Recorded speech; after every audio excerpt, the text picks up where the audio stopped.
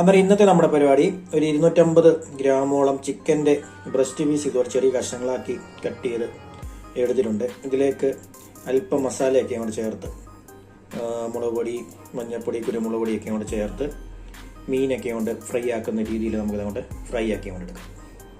ആദ്യം നമുക്കിതിലേക്ക് ഒരു മുറി നാരങ്ങയുടെ നീരങ്ങോട്ട് ചേർത്ത് കൊടുക്കാം.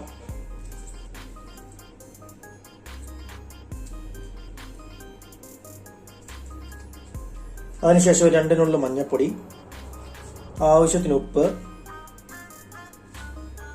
ഒരു 1/2 സ്പൂണ് കാശ്മീരി മുളക് പൊടി, ഒരു 1/4 സ്പൂണ് കുരുമുളക് പൊടി, ഒരല്പം ഗരം മസാല, 1/4 സ്പൂണ് മല്ലിപ്പൊടി. ഇത്രയും ചേരുവകളെല്ലാം ചേർത്തിട്ട് നല്ലപോലെ ഇത് മിക്സ് ചെയ്തങ്ങോട്ട് യോജിപ്പിക്കാം. ഇഞ്ചി വെളുത്തുള്ളി ഒന്നും ചേർക്കുന്നില്ല. നോർമലായിട്ടിത് ഫ്രൈ ആണ് നമ്മൾ ചെയ്യാൻ പോകുന്നത്.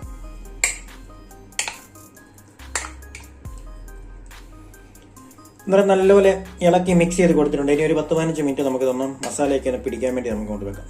എന്നിട്ട് അതിന് ശേഷം തവയും കൊണ്ട് വെച്ചിട്ട് മീനൊക്കെ ഫ്രൈ ആക്കുന്ന പോലെ ഓരോ കഷ്ണം അങ്ങോട്ട് എണ്ണയിലോട്ടിട്ട് നമുക്ക് ഫ്രൈ ആക്കി കൊണ്ട് എടുക്കും.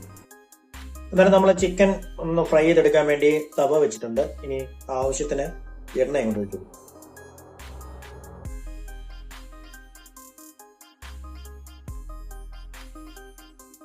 അതിന് എണ്ണയൊക്കെ ഒന്ന് ചൂടാകുന്നുണ്ട്. അതിലേക്ക് നമുക്കൊരു അല്പം കറിവേപ്പില അങ്ങോട്ട് കൊടുക്കാം.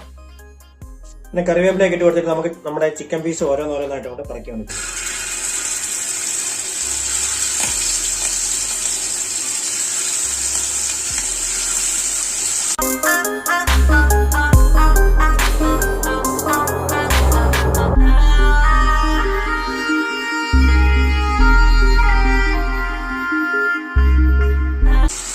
അപ്പോൾ നമ്മുടെ ചിക്കൻ കഷ്ണങ്ങൾ പകുതി നമ്മൾ ഇട്ട് കൊടുത്തിട്ടുണ്ട്. ഇനി നമുക്ക് തീയൊക്കെ കൊണ്ട് നല്ലൊരു കുറച്ച് വെച്ച് ലോ ഫ്ലെയിമിൽ നല്ലപോലെ ഇത് 2 സൈഡും ഫ്രൈ ചെയ്ത് അങ്ങോട്ട് എടുക്കാം.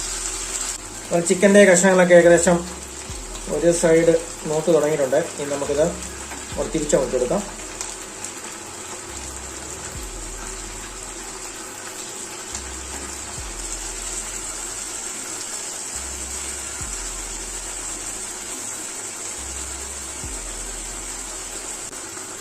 അന്നേരം എല്ലാം ഒന്ന് തിരിച്ച് നമ്മൾ ഇട്ട് കൊടുത്തിട്ടുണ്ട്. ഇനി ഈ സൈഡ് നല്ലപോലെ ഒന്ന് വെന്തൊന്ന് മൂക്കട്ടെ.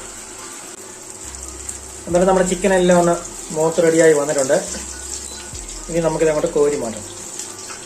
എന്നൊക്കെ ഒന്ന് തലട്ടാകാൻ വേണ്ടി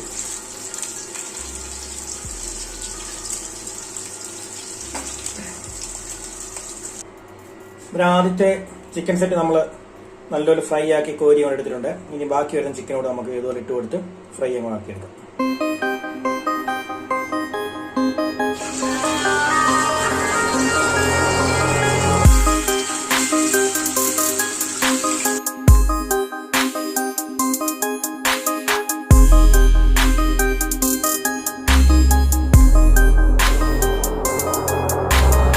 അങ്ങനെ ബാലൻസ് ചിക്കൻ നമ്മൾ ഇട്ട് കൊടുത്തിട്ടുണ്ട്. ഇനി ഇതും നമുക്ക് നല്ലപോലെ 2 സൈഡ് മൂപ്പിച്ച് ഫ്രൈ ആക്കിക്കൊണ്ടെടുക്കാം. അന്നേരം നമ്മുടെ ബാക്കി ചിക്കൻ പീസും നല്ലപോലെ മൂത്ത് വന്നിട്ടുണ്ട്. അതും നമുക്കിനി അങ്ങോട്ട് കോരി അങ്ങോട്ട് എടുക്കാം. എന്നിട്ട് നമ്മുടെ അടിപൊളിയായിട്ടുള്ള ചിക്കൻ ബ്രസ്റ്റ് ഫ്രൈ ഇവിടെ റെഡി ആയിട്ടുണ്ട്. സിമ്പിളായിട്ടുണ്ടാക്കിയ നല്ല അടിപൊളി ചിക്കൻ ബ്രസ്റ്റ് ഫ്രൈ. ഇതിങ്ങനെ ഉണ്ടാക്കിയിട്ടില്ലാത്തവർ തീർച്ചയായും ഉണ്ടാക്കി നോക്കേണ്ട ഒരു റെസിപ്പിയാണ്. സിമ്പിളായിട്ട് മസാലയൊക്കെ ചേർത്ത് നമുക്ക് സിമ്പിളായിട്ട് ഉണ്ടാക്കിയെടുക്കാൻ പറ്റും. നല്ല ടേസ്റ്റുമാണ്.